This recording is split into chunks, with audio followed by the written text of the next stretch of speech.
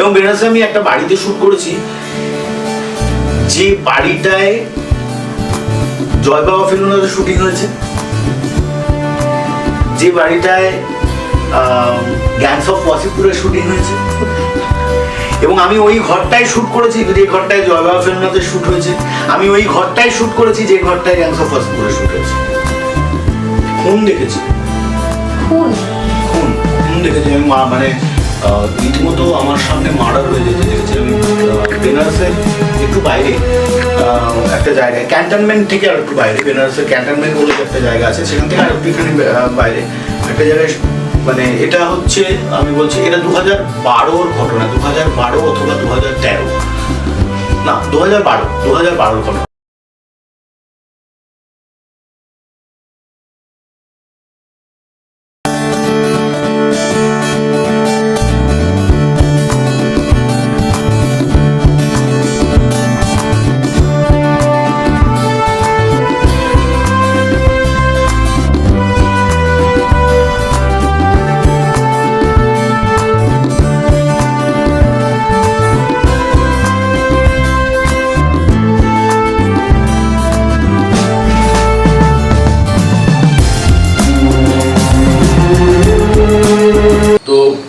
ফ্রেমটা এরকম ছিল যে আমি একটা ব্যালকানি থেকে শটটা নিয়েছিলাম, খুব ওয়াইড অ্যাঙ্গেলের শটটা নিয়েছিলাম, হাফ শট। এখানে ব্যালকানিটা, এদিকে মেয়ের মা, তার দিদি মানে তাড়াহুড়ো করে যেতে গিয়ে, মেয়েটা ব্রাইড তখন সাজছে, আমি তখন ব্রাইডের ছবি তুলছি, সাজানো হচ্ছে তখন ছবি তুলছি, হঠাৎ দুমদুম দুমদুম করে একটা আওয়াজ হলো। দৌড়ে গিয়ে দেখলাম মেয়ের মানে ব্রাইডের মাসি, মানে মানে বড় মাসি আর কি, তিনি পায়ের মধ্যে, উনি আমার সামনে দিয়ে গেলেন, সেজে গুজে আমার সামনে দিয়ে শাড়ি পরে গেলেন, বেনারসি পায়ের মধ্যে জড়িয়ে উনি প্রায় গোটা 15খানা সিঁড়ি টপকে পড়েছেন, এবং ওনার কপালের এখান থেকে এই অবধি প্রায় হাঁ হয়ে গেছে। আমি কিছু বুঝতে পারছি না কি করবো। আমাকে ব্রাইড বললো, শুই তোলা, কোনো চাপ নেই, তুমি আমার ছবি তোলো। হ্যালো, হ্যাঁ, বলছে হ্যাঁ মা সামলে নেবে, তুমি চাপ নিও না কোনো।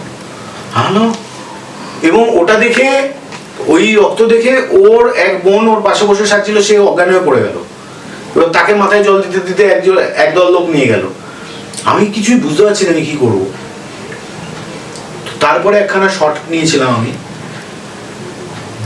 মেয়ের মানে যে ব্রাইডের মাকে দেখেছিলাম কতটা কুল হেডেড, কতটা শান্ত মাথার একজন মহিলা, এবং ওদের বাড়িতে সবাই প্রায় ডাক্তার।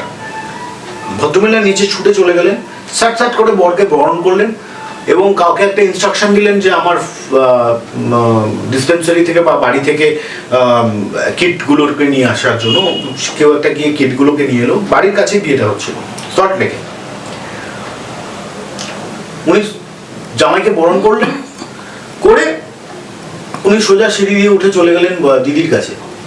তখন একজন কপাল চেপে বসেছিল, জাস্ট একটা পট্টি বেঁধে পট্টিটাকে খুললেন এবং সেলাই করতে শুরু করে দিলেন। আমি এখানে দেখছি আমার শটটা ছিল হচ্ছে নিচে মালা বদল হচ্ছে, আর এদিকে ওনার শুশ্রূষা চলছে। আমার শটটা এরকম ছিল, এইরকম একটা অ্যাঙ্গেলে আমার শটটা নেওয়া হয়েছিল।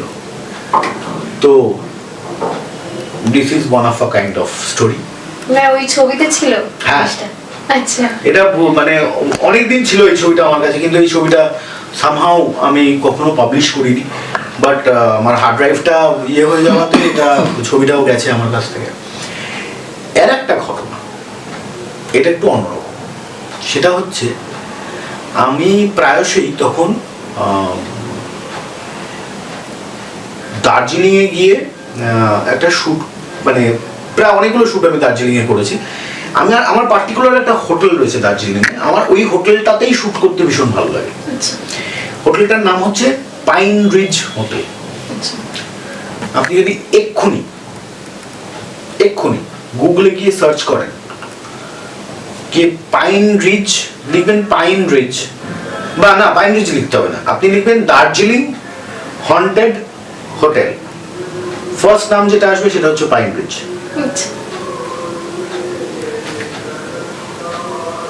সেইখানে বেশ কিছু ঘটনা ঘটেছে। সেটা হচ্ছে মেকআপ চলছে, মেকআপ চলতে চলতে একটা মানে একটা ব্যাগ রাখা হচ্ছে, যে ব্যাগটা কোনো মতেই পড়ে যাওয়া সম্ভব নয়, কারণ ব্যাগটা ভীষণ ভারী।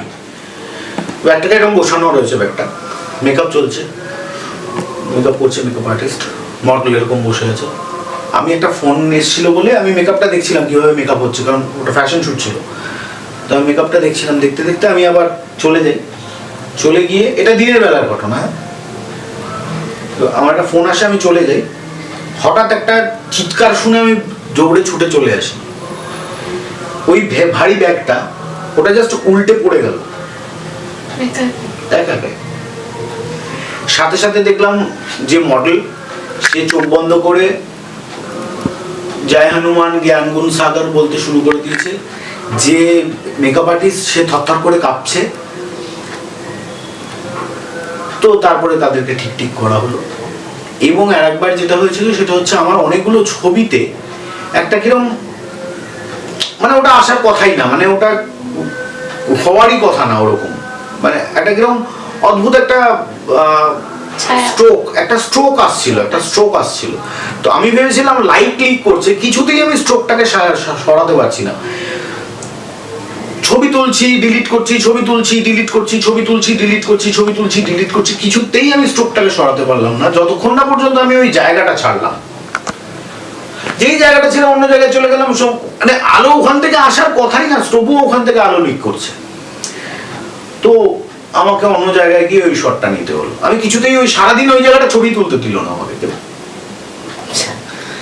ও দিস ইজ, এবং হ্যাঁ অবশ্যই আমি ছাড়া পুরো ইউনিটের সবাই প্রচন্ড ভয় পেয়েছিল,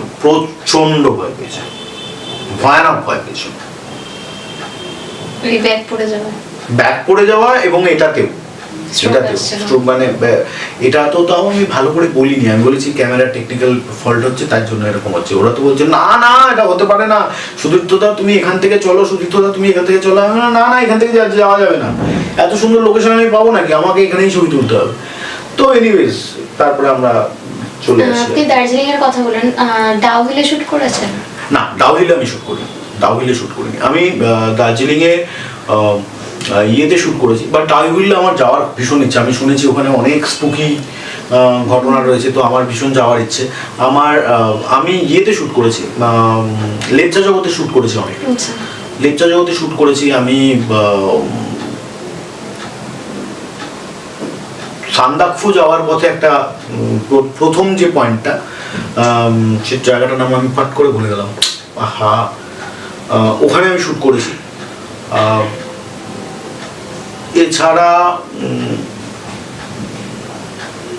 প্রচুর বার আমি শুট করেছি হচ্ছে বেনারসে, এবং বেনারসে আমি একটা বাড়িতে শুট করেছি, যে বাড়িটায় জয় বাবা ফিল্মের শুটিং হয়েছে, যে বাড়িটায় গ্যাংস অফ ওয়াসিপুরের শুটিং হয়েছে, এবং আমি ওই ঘরটায় শুট করেছি যে ঘরটায় জয় বাবা ফিল্মনাথের শুট হয়েছে। আমি ওই ঘরটায় শুট করেছি যে ঘরটায় গ্যাংস অফ ওয়াসিপুরের শুট হয়েছে। দারুণ অভিজ্ঞতা। আচ্ছা, তাহলে আপনি তো ঘুরে ঘুরে শুট করেছেন, আমি যেটুকু বুঝলাম যে ফার্স্ট শুট বোধহয় বেনারস থেকে। ফার্স্ট শুট বোধহয় বেনারসে গিয়ে করা, মানে বাইরে কোথাও গিয়ে। আপনি ফার্স্টে যখন গল্পটা বলছিলেন, না ফার্স্ট শুট বেনারসে না, আমার প্রথম ওয়েডিং এর কাজ বলছেন? ওয়েডিং এর কাজ বলছেন, এমনি কোনো শুটের ক্ষেত্রে আপনি যে বলছিলেন না যে যখন আমি শুরু করি ক্যারিয়ার, বা হ্যাঁ তখন মানে আমি দেখুন আমার বলতে পারি নোটেবল, মানে আমাকে লোকে যখন পছন্দ করতে শুরু করলো, সেইটা পছন্দ করতে শুরু করলো আমার মন্দারমণির একটা ছবি দেখে। আচ্ছা, আমার মন্দারমণিতে একটা ছবি ছিল, সেই ছবিটাতে আমি অবশ্যই আমি প্রাইজও পেয়েছিলাম ওই ছবিটার জন্য, অ্যাওয়ার্ড পেয়েছিলাম আমি, গোল্ড। তো সেটার জন্য লোকে আমায় চিনতে শুরু করে, এবং তার পরবর্তীকালে যেটা আসে সেটা হচ্ছে আমার বেনারসের একটা প্রলং সিরিজ বেরোতে থাকে, এবং আমার বেনারস এত ভালো লেগে গেছিল, এত গ্র্যান্ডার জায়গাটার মধ্যে, যে আমি এখনো পর্যন্ত 57 বার বেনারস গেছি। 57th time. তো দারুণ ব্যাপার। তো 57 বার একটা জায়গায়। হ্যাঁ মানে আমার বাড়ির লোক তো ভেবে নিয়েছিল যে আমি ওখানে একটা সংসার করে ফেলেছি, ওখানে একটা বাড়ি কিনে নিতে। হ্যাঁ এক্স্যাক্টলি, সেটা করলেই সবাই সেটা বলেছিল, বহুবার বলেছিল যে ওখানে একটা বাড়ি ফাড়ি কিনে নিতে, যাতে এখানকার লোকেরাও গিয়ে ওখানে থাকতে পারে। তো যাই হোক, সেটা আর করা হয়নি। সেটা দার্জিলিং এর সম্পর্কেও বলেছে, কারণ দার্জিলিং এ আমি 54 বার গেছি। ওখানে একটা বাড়ি, এখানে একটা বাড়ি। আর মন্দারমণিটা ছেড়ে বললাম না, কারণ ওটা একটা সময় আমি উইকেন্ডে চলে যেতাম মন্দারমণিতে। মানে এরকম হয়েছে আমি মাসে 4 বার মন্দারমণি গেছি। তো ওটা গোনা যাবে না। না, ওটা গোনা যাবে না, ওটা আমি কোনোদিন গুনি। এটা তো গুনি আমি। আচ্ছা, সো এখন এটা বলবো যে এটা ওয়েডিং ফটোগ্রাফির ক্ষেত্রে বলছি, বা আপনি এমনি যদি কোনো সেলিব্রিটি শুট করেন, যে সেলিব্রিটিরা আপনাকে দিয়ে প্রোফাইল শুট করেছে, সেই ক্ষেত্রে মানে ক্লায়েন্টের আপনার প্রতি প্রত্যাশা, এই মানে সেলিব্রিটিদের শুটের কথা তো আমরা জানলাম যে তারা আপনাকে অগাধ বিশ্বাস করে। এবার ওয়েডিং এর ক্ষেত্রে যে ক্লায়েন্টের যে একটা প্রত্যাশা থাকে এরকম টাইপের হবে বা ওরকম টাইপের হবে, সেটার সাথে আপনি আপনার ক্রিয়েটিভিটি থেকে কি করে ব্যালেন্স করেন?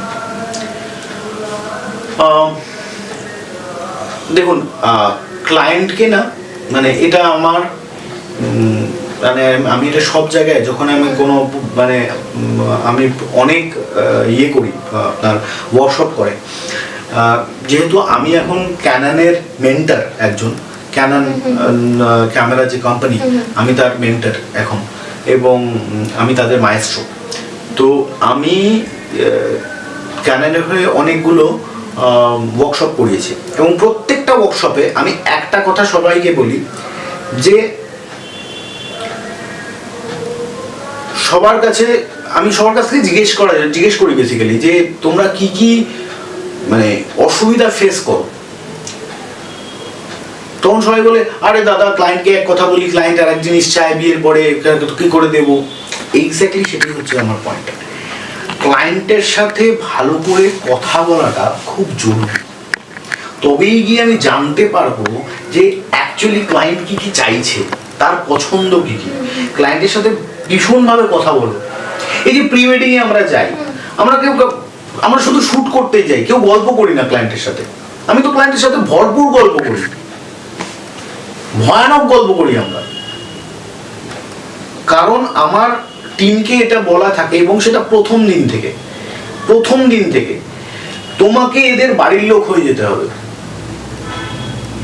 আজকে তোমার সাথে আমি প্রায় ঘন্টা 2 সময় কাটিয়ে ফেলেছি। এখন আমার মানে এই যে একটা আইস ব্রেক বলে, আইস ব্রেকটা কিন্তু হয়ে গেছে। এবার আমি যদি তোমার সাথে কথা বলতে বলতে তুমি যদি অন্য কাজ করছো, আমি এখান থেকে একটা ক্যামেরা তাক করে আমি যদি তোমার নাম নিই,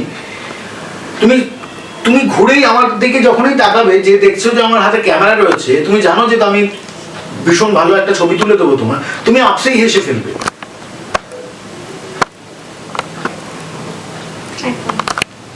তো সিচুয়েশনটা এটা হচ্ছে যে এই জিনিসটা তৈরি করে দিতে হয়, ক্লায়েন্টের থেকে জেনে নেওয়াটা খুব দরকার যে তার কি চাই, এবং সেটা তার সব থেকে বিশেষ দিন, তাকে সেটাকে মানে মানে এই বিশেষ দিনটাকে আরো বিশেষ করে তোলার জন্য তার আমার সাহায্যের দরকার। তো আমাকে সেই জিনিসটা অবধি যেতে হবে। দারুণ চিন্তা আপনার এটা নিয়ে, কারণ সত্যি কথা বলতে যে এইটা অনেকেই করেন না। হ্যাঁ, না মানে সেই কারণে হয়তো এই গ্যাপটা তৈরি হয়। এক্স্যাক্টলি, এই যে মানে নিজের বাড়ির ছেলে হয়ে যাওয়া, মানে আমার এখনো মনে আছে, এটা একটা দারুণ ইনসিডেন্ট আপনাকে বলি। মেয়ের বাড়ি থেকে মেয়ে চলে যাচ্ছে, মেয়ে ভীষণ আদরের, বাড়ির শুদ্ধ সকলে কেঁদে মানে ঝালাপালা হয়ে যাচ্ছে। বর তো ভাবছি যে মেয়ে আদৌ যাবে তো, এইরকম ভাবছে বর। আমি ভাবছি, তো আমিও আরে তুমি দাঁড়াও, চলো চলো চলো, অনেক দেরি হয়ে যাচ্ছে। এবার খুব বেশি তাড়া দেওয়াও যাচ্ছে না, ভীষণ ইমোশনাল মোমেন্ট পাচ্ছি আমি, খুব ভালো ভালো ছবি হচ্ছে। হঠাৎ করে ব্রাইডের মা এসে আমায় জড়িয়ে ধরেছে, সুতীর্থ আমার মেয়েটিকে দেখিস বাবা। আমি বললাম, আরে বিয়ে দিয়েছো অন্য ছেলের সাথে, আমায় বলছো কেন? এইরকম বন্ডিং হয়ে যায়, মানে আমি মানে এরকম বহুবার হয়েছে যে মানে বিয়ের ছবির না ছবিটা তোলার পর একটা লম্বা প্রসেস চলে, লম্বা প্রসেস, মানে ছবি বাঁচতে পারছে না, বা ছবি বাঁচা হচ্ছে, ছবি এডিট হচ্ছে না, ছবি এডিট হয়ে গেল, এবার সেটাকে অ্যালবাম তৈরি করা হবে, অনেকটা দিন গ্যাপ পড়ে গেছে। ক্লায়েন্টের মা আমায় ফোন করেছে, হ্যাঁ রে আমার মেয়ের বিয়েটা ওর কি বাচ্চা কাচ্চা হলে দেখবো ছবি আমি? তো আমি বললাম যে না না করে দিচ্ছি, করে দিচ্ছি।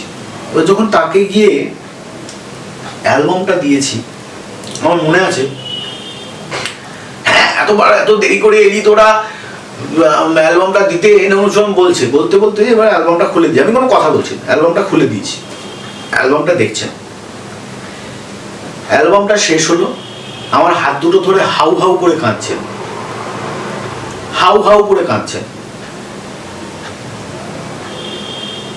দেখো পয়সা আমি অনেক কামিয়েছি, অনেক অ্যাওয়ার্ডও পেয়েছি, এই যে ইমোশনগুলো, এগুলো না কোনো অ্যাওয়ার্ডের থেকে কম কিছু না, হাউ হাউ করে উনি কাঁদছেন। এবং এরকম হয়েছে যে একজন গ্রুম সে আমায় ফোন করে বললো সুইথদা ভিডিওটা কি একটু তাড়াতাড়ি করে দেওয়া যাবে? আমি বললাম দেখো একটু টাইম তো লাগবে। আমার না হাতে টাইম নেই। মানে আমার বাবার খুব অবস্থা খারাপ, আমার বাবার বোধহয় কয়েকদিন বাঁচবেন আমি ঠিক জানি না, আমি ওনাকে কিছুটা দেখিয়ে যদি দিতে পারি। আমি রাতারাতি ভিডিও তৈরি করলাম, রাতারাতি। অবশ্যই আপ টু দ্য মার্ক হয়নি সেই ভিডিওটা, কারণ একটা video up to the mark করতে গেলে অনেক মানে না এটা ভালো লাগছে না আবার কর, আবার এটা ভালো লাগছে না আবার করি, এরকম করতে ভিডিওটা এডিট হয়। তো আমি বলছিলাম যেন তেন প্রকারণ আজকে এই ভিডিওটা শেষ করতে হবে। সারা রাত কাজ করে সকালবেলা পাঠিয়ে দেওয়া হলো, তার দুদিন পরে ভদ্রলোক মারা গেলেন। তো মানে wedding is all about emotions. মানে আমি বলি যে আমাদের কোনো অধিকার নেই, মানে কোনো ওয়েডিং ফটোগ্রাফারের।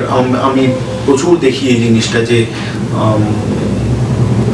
ঠিক করে প্রেজেন্ট করা হয়নি, ঠিক করে জিনিসটা তোলা হয়নি, ঠিক করে কাজ করা হয়নি। আমাদের না কোনো অধিকার নেই একজন মানুষের জীবনের থেকে তাদের জীবনের বেস্ট মোমেন্টটা। আমি সবসময় বলি যে আমি প্রচুর সেলিব্রিটি শ্যুট করেছি ওয়েডিংয়ে, তাদেরকে সিনেমার পর্দায় দেখা যায়, তাদেরকে দেখার জন্য মানুষ ভিড় করে সিনেমা হলে টিকিট কেটে সিনেমা হলে যায়, তাদেরকে দেখার জন্য মানুষ রোজ চা মুড়ি সিঙ্গাড়া চপ কাটলেট নিয়ে বসে সিরিয়াল দেখার জন্য। কিন্তু একজন সাধারণ মানুষকে ওই একটা দিনই আছে তার জীবনে, যেদিনকে 500 থেকে 1000 লোক শুধুমাত্র তাকে দেখার জন্য আসবে। কই দেখি তো বরটা কেমন হলো, কই দেখি তো বউটাকে কেমন লাগছে। ওই দিনের জন্য কিন্তু ওরাই উত্তম সুচিত্রা, ওই দিনের জন্য ওরাই হচ্ছে শাহরুখ কাজল। ওদের জীবনের সব থেকে গুরুত্বপূর্ণ দিনটাকে, সব থেকে গুরুত্বপূর্ণ মোমেন্টটাকে ধরে রাখার জন্য তারা হায়ার করছে আমাকে, তারা দায়িত্ব দিয়েছে আমাকে, এটা আমার দায়িত্বের মধ্যে পড়ে। ও এখন তো সোশ্যাল মিডিয়ার যুগে ফটোগ্রাফারদের কাজ কিরকম বদলে গেছে বলে মনে হচ্ছে? দেখুন সোশ্যাল মিডিয়া আসার ফলে কাজ অনেক বেড়েছে, হ্যাঁ, এবং সোশ্যাল মিডিয়াই আজকে কিন্তু ফটোগ্রাফিকে একটা বিরাট বড় প্ল্যাটফর্ম দিয়েছে। ফটোগ্রাফি কেন, যে কোনো ধরনের প্রফেশনকে আজকে সোশ্যাল মিডিয়া একটা অন্য জায়গায় তুলে নিয়ে চলে গেছে, কারণ অত্যন্ত সহজ পদ্ধতিতে আমি একজন মানুষের কাছে পৌঁছে যেতে পারছি, আমার কাজ তার কাছে পৌঁছে যেতে পারছি সোশ্যাল মিডিয়া। কিন্তু হ্যাঁ, তার সুফল কুফল দুটোই থাকে। তো সোশ্যাল মিডিয়ার যেরকম সুফল আছে সেরকম কুফলও রয়েছে। আজকে মানে কিছু না শিখেই লোকজন নিজেকে আর্টিস্ট বা শিল্পী বলে, তার শিল্পসত্তা না থাকলেও সে নিজেকে শিল্পী বলে প্রমাণ করতে চাইছে, বাট সেটা ঠিক নয়, এবং সেটা মানে খুবই ক্ষণস্থায়ী, সেটা বেশি দিন থাকবে বলে আমার মনে হয় না। আচ্ছা, অনেকদিন মানে সরি, আগামী দিনে কি প্রজেক্টে কাজ করার ইচ্ছা আছে? কি প্রজেক্টে বলতে? মানে কিরকম ধরনের কাজ করার ইচ্ছা আছে, যে এরকম কাজ হয়তো আগে করিনি, এরকম টাইপের একটা কাজ করতে হবে? আমার বরাবরের খুব ইচ্ছে যে আমি ভারতবর্ষের প্রত্যেকটা প্রদেশ, মানে ভারতবর্ষের প্রত্যেকটা রাজ্যে গিয়ে আমি সেই রাজ্যের কালচারে ওয়েডিং শুট করতে চাই। আচ্ছা।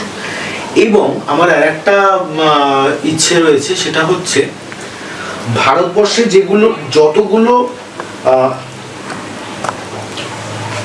সাঁওতাল বা ওরাও বা এই ধরনের যতগুলো ট্রাইব রয়েছে তাদেরকে পয়েন্ট করে বা তাদেরকে ইয়ে করে তাদের যে ওয়েডিং, তাদের একটা বিয়ে করার একটা অন্যরকম এক্সপিরিয়েন্স আছে, তো সেই রকম ওয়েডিং কভার করতে চাই আমি। যেমন ধরুন একটা বিশেষ ট্রাইব রয়েছে, তাদের মধ্যে একটা নিয়ম রয়েছে, সেখানে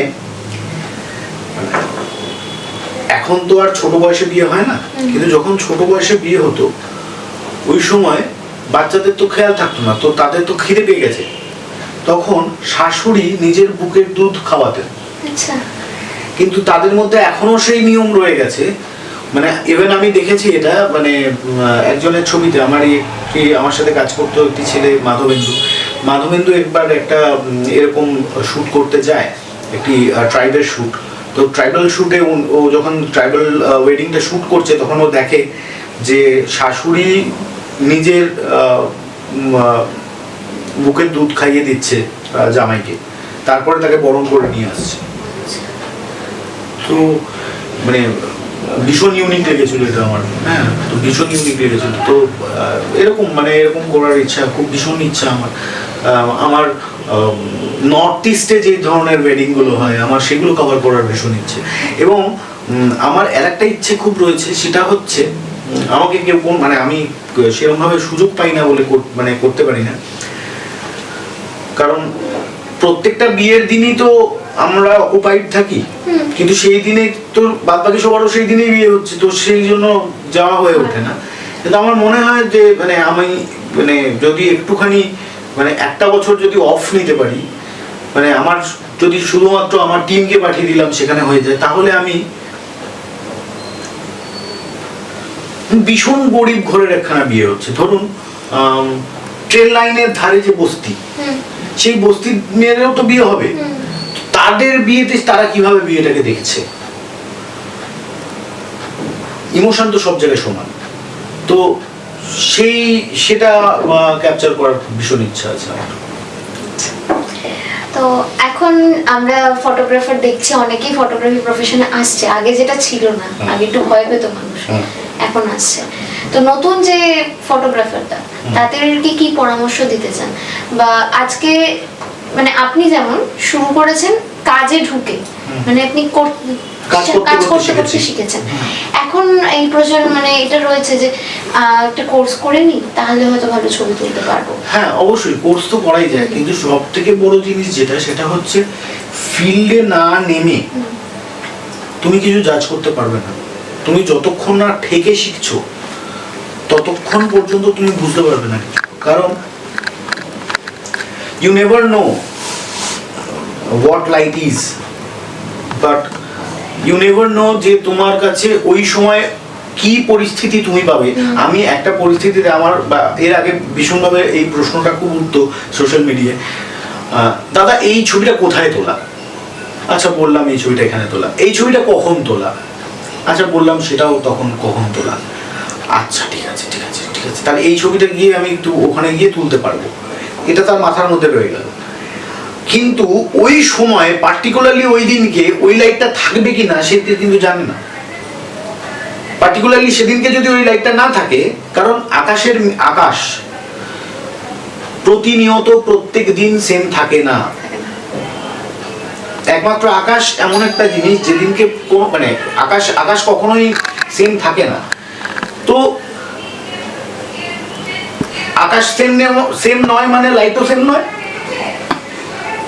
ওই দিনকে মেঘ কতটা করে থাকবে, কিভাবে আমার মানে আমি লাইটটা পাবো, কিভাবে লাইটটা আমার মডেলের মুখের মধ্যে এসে পড়বে, সেটা তো কেউ বুঝতে পারবে না, সেটা বুঝতে পারার কথা নয়। তো মানে যতক্ষণ না তুমি ঠেকে শিখছো ততক্ষণ পর্যন্ত ওই ফিল্ডে গিয়ে শিখতে হবে সবার আগে, সব থেকে বড় কথা এটা গেল এক। বাট হ্যাঁ, অবশ্যই একটা ন্যূনতম শিক্ষার দরকার আছে, যে শিক্ষাটা আমি হয়তো বিনা পয়সায় পেয়ে গেছিলাম। তো সেই শিক্ষাটা দরকার প্রত্যেকটা মানুষের। হ্যাঁ, আর একটা জিনিস দরকার, সেটা হচ্ছে যেটা আমাকে আমার গুরু বলেছিলেন, শিবাজিদা আমায় বলেছিলেন, সবার আগে না ভালো মানুষ হতে শেখা। তুই যত ভালো ভাববি তত ভালো দেখবি, যত ভালো দেখবি তত ভালো ছবিটা তুলতে পারবি। তো এই জায়গাটা পরিষ্কার করাটা খুব দরকার। এবং প্রত্যেকের কাজে কখনো শিল্পকে ঈর্ষা করতে নেই। ধরুন আপনার একটা শিল্প রয়েছে, সেই শিল্পকে যদি আমি ঈর্ষা করি, আমি সেই শিল্পটা শিখতে পারবো না কোনোদিন। আপনার শিল্পকে যদি আমি সেই শিল্পটাকে সম্মান দিই, তবেই গিয়ে কিন্তু আমি ওই শিক্ষাটা নিতে পারবো, ওই শিল্পের শিক্ষাটা নিতে পারবো। তো সেটাই সব থেকে আগে জানা দরকার।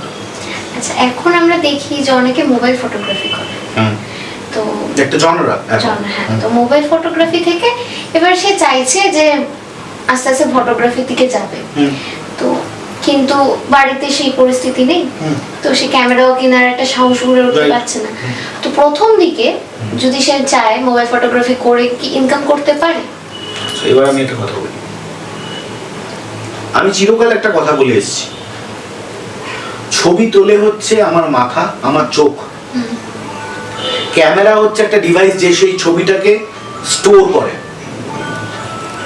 ক্যামেরা হচ্ছে এমন একটা ডিভাইস যে একটা ছবিকে স্টোর করে রাখে। হ্যাঁ, অবশ্যই লেন্স রয়েছে, ক্যামেরা রয়েছে, যার থ্রু দিয়ে আমরা ছবিটা তুলতে পারি। এমন নয় যে আমি শুধুমাত্র আমার কাছে ক্যামেরা থাকলেই আমি ছবি তুলতে পারবো। আমার কাছে আজকে ডেটে দাঁড়িয়ে মোবাইল রয়েছে, না হলে পিনহোল ক্যামেরা লোকে বক্স দিয়ে বানিয়ে ফেলতে পারে। মানে ইনটিউশনটা আগে থাকা দরকার। আমি কি করতে চাইছি? যদি আমি করতে চাই, তাহলে আজকের দিনে দাঁড়িয়ে এমন মোবাইলও বেরিয়েছে যে মোবাইলটা কিন্তু একটা ডিএসএলআর বা একটা মিররলেসের থেকে কোনো অংশে কম নয়। এবং এআই এখন এতটা উন্নত হয়ে গেছে যে সে মানে মানে মানে আমি ভাবতেই পারছি না, মানে 100 মেগাপিক্সেল ক্যামেরা, আনবিলিভেবল মোবাইলে, এত ভাবনা চিন্তার বাইরে। কিন্তু হ্যাঁ, ওই লোকের একটা রয়েছে, না মোবাইলে ছবি তোলে মানে তো ফটোগ্রাফার হলো না। আমি প্রথমেই একটা কথা বলেছিলাম, সবার আগে মুহূর্তটাকে ধরার চেষ্টা করো। যে মুহূর্তটা বেটার তুলতে পারলো সে জিতে গেল। মুহূর্তটাকে ধরতে গেলে, আজকে ধরুন আমার কাছে ব্যাগের মধ্যে একটা ক্যামেরা রয়েছে, এবং আমি যেতে যেতে হঠাৎ করে এমন একটা কিছু ঘটে গেল যেটা আমি ক্যামেরা বার করার আগেই ঘটে গেছে। আমার হাতে ছিল মোবাইল, আমি যদি মোবাইল দিয়ে ওই জায়গাটাকে ফ্রিজ করে নিতে পারি, ক্যাপচার তো আমি করে নিয়েছি। আমি প্রথম যে ওইটার জিনিসটা ক্যাপচার করেছি, তার আগে তো কেউ ক্যাপচার করেনি। তা আমি তো প্রথম, আমি জিততে তো আমিই গেলাম। তো অবশ্যই কাজ করতে পারবে। আচ্ছা, ফটোগ্রাফি থেকে আপনি সবচেয়ে বড় শিক্ষা কি পেয়েছেন? মানুষ হওয়ার শিক্ষা। ফটোগ্রাফি থেকে সব থেকে বড় জিনিস যেটা পেয়েছি সেটা হচ্ছে একটা জিনিসকে অন্যরকম করে দেখার একটা অ্যাঙ্গেল। মানে একটা ধরুন আপনাকে একটা সাধারণ লোক যেভাবে দেখবে, আমি কিন্তু আপনাকে সেভাবে দেখবো না।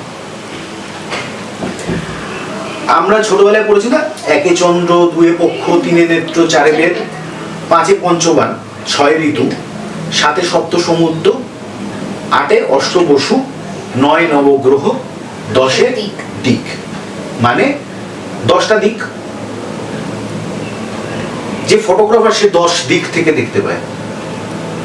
10 দিক মানে হচ্ছে 10টা অ্যাঙ্গেল। তো একটা আমার যেটা আমার সাবজেক্ট বা যেটা আমার অবজেক্ট, তাকে যদি আমি 10টা দিক থেকে দেখি সে কিন্তু অন্যরকম দেখতে লাগবে। তো যখন আমাকে কেউ বলে যে না না আমার না ছবি তুলবেন, আমার ছবি ভীষণ খারাপ আসে, না এক মিনিট দাঁড়ান, আমি তুলছি তো। আপনি জানেন যে আপনাকে দেখতে খারাপ লাগছে, কারণ আপনি ওই একটাই অ্যাঙ্গেল ট্রাই করেছেন। আপনি আর একটা অ্যাঙ্গেল কি দেখেছেন কোনোদিন? আপনি আপনার মাকে গিয়ে কি জিজ্ঞেস করেছেন যে মা আমি কতটা সুন্দর? মায়ের চোখে তার সমস্ত সন্তান সুন্দর। তো দিস ইজ দ্য থিং। মানে আমাকে ছবি তুলতে এসে আমি সবার আগে যেটা শিখেছি সেটা হচ্ছে দেখতে শিখেছি, বুঝতে শিখেছি, বা এক্সপ্লোর করতে শিখেছি, সব থেকে বড় কথা। আর আপনি তো এটাও বললেন যে আপনার গুরু আপনাকে বলেছিল যে মানুষ হতে হবে, ভালো মানুষ হওয়ার খুব দরকার, মানে গ্রাউন্ডেড থাকাটা খুব দরকার, খুব দরকার, যাতে আপনি আর কি আপনি যখন ওয়েডিং ফটোশুট গুলো করেন সেক্ষেত্রে তার ফ্যামিলির সাথে মিশে যাওয়া, ওটা তো বিশাল খুব বড় জিনিস, খুব বেশি করে এটা লাগবে।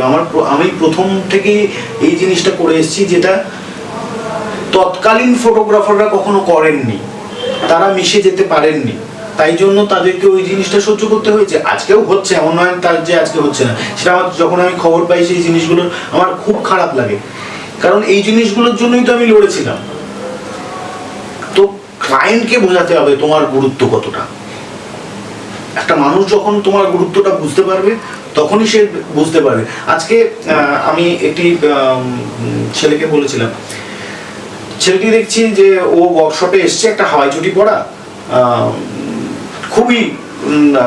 খুবই ধুলো ময়লা মাখা একটা হাওয়াই চটি, না হাওয়াই চটি ছিল না, কিটো ছিল, একটা কিটো, আর একটা নর্মাল খুবই অন্তত প্রায় 7 দিনের নাকাচা জিন্স আর একটা জামা পরে সে এসছে।